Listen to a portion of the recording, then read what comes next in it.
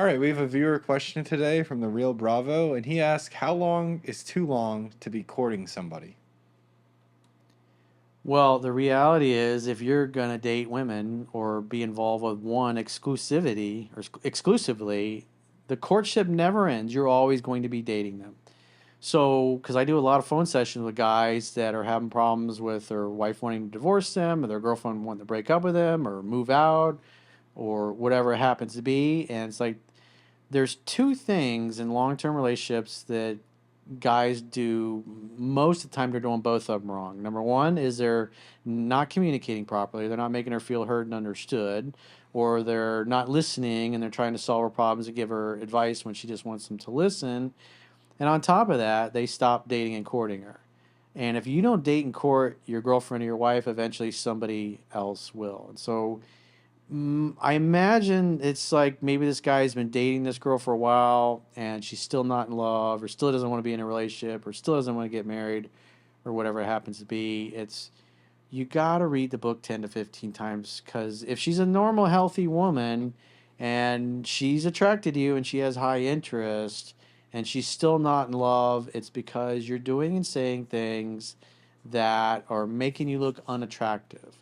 And whether you're just cherry picking things in videos or you thumb through the book once, it's the guys that struggle the most and have the biggest problems in dating and courtship and their relationship is guys that are lazy and half-assed in it, which quite frankly is most dudes.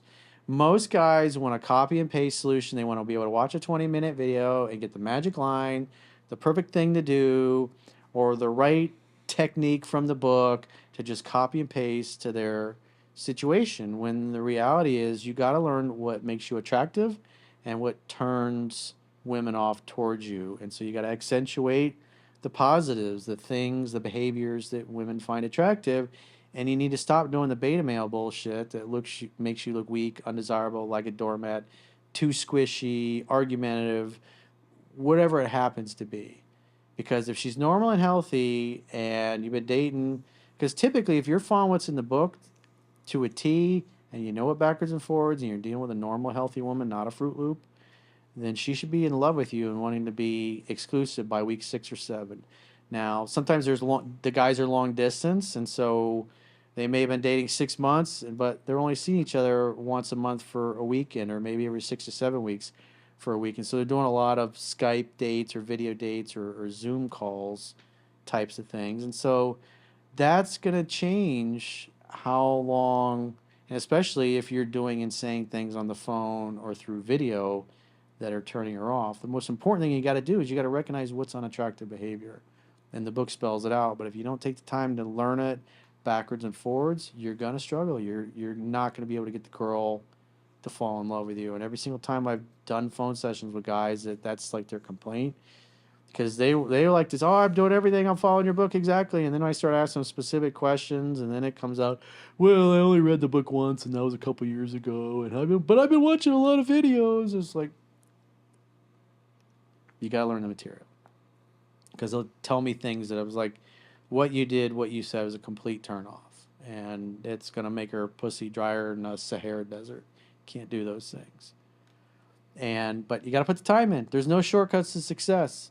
Most people are not going to start a business and become millionaires in the first 6 months. It just typically a minimum of a decade or more when you're starting a big endeavor for to become really successful. And most businesses fail. It's like within the first 5 years, anyways. And I think the biggest reason is they're undercapitalized.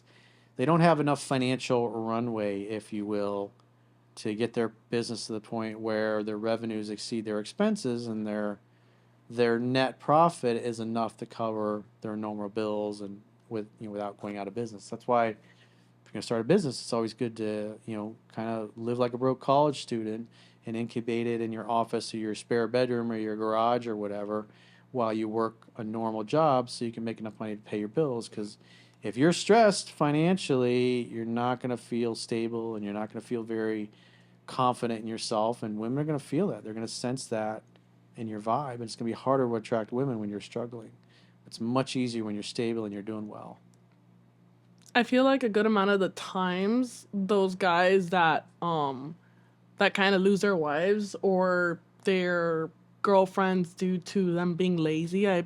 Most of the times I feel that those are also the same guys that get annoyed every time, say, a woman gets a little naggy about going out for dinner or going out on a nice date, or why aren't you listening to me, this and that. And then I feel that sometimes they get annoyed over that and they just don't really correlate or put two and two together as to why we act a certain way when it comes to that. Like, a lazy man is a total turnoff for a woman, I'll tell you that.